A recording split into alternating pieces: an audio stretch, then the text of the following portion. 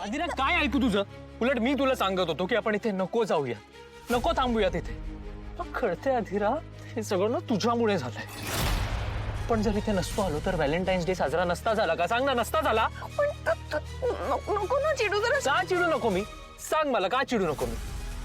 मी तुला कित्येकदा सांगत होतो अधिरा आपण इथे नको जाऊया, तरी तू मला फोर्स करत होतीस. मी काय मूर्ख म्हणून सांगत होतो का तुला? का सारखं तू स्वतःचं खरं करायला जातेस? किती वर्ष ओळखतो आपण एकमेकांना, सांग ना. तुला नाही कळलंय का? अगं मला नाही आवडत अशा ठिकाणी. मला नाही आवडत हा शो शायनिंगपणा, हा बडेजावपणा. तिथे ना मला खूप घुसमटल्यासारखं फील होतं.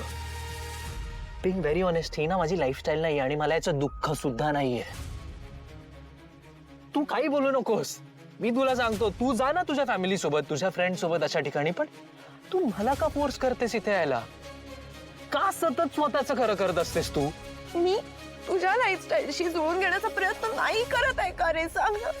तुला नको घेऊस जुळून. सिरियसली नको घेऊस जुळून. तुला जर हे असं मला ऐकून दाखवायचं असेल ना सतत, तर प्लीज जुळवून घेऊ नकोस. यु नो व्हॉट अधिरा, तू खूप ग्रेट आहेस. कारण ना तुला गरिबीत जगता आलं.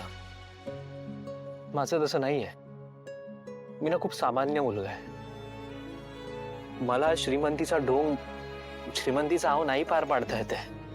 मी ना अधिरा हात सोडतो तुझ्यासमोर. प्लीज माझी लाईफस्टाईल बदलायचा प्रयत्न करू नकोस. बघितलंस ना आज काय झालं? अगं लायकी काढली का त्यांनी माझी? मला नाही सहन होते सगळं. पण जाऊ दे ना, सोड ना प्लीज. हो, सोडलंच आहे मी. सोडलंच आहे. लाज सोडलीच आहे मी. तू बघितलं नाहीस का कशी लायकी काढली त्यांनी माझी? ऐक, ओके ओके शांत हो बरं. आई हे बघ, देश तसा वेश हे मला सुद्धा कळतं. पण हिला कळायला पाहिजे ना. हिला कित्येक वेळा सांगितलं तरी हिच्या डोक्यात प्रकाशच पडत नाही.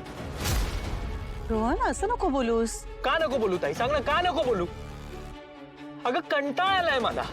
आणि मी काय इन्सल्ट सहन करून घ्यायचा सांग ना? दरवेळी माझा इन्सल्ट होणार का? कशाला? अधिरा, जेव्हा आई तुझा इन्सल्ट करते तुला नाही सहन होत. नाही सहन होत ना. अगं मग माझा इन्सल्ट मी कसा सहन करायचा?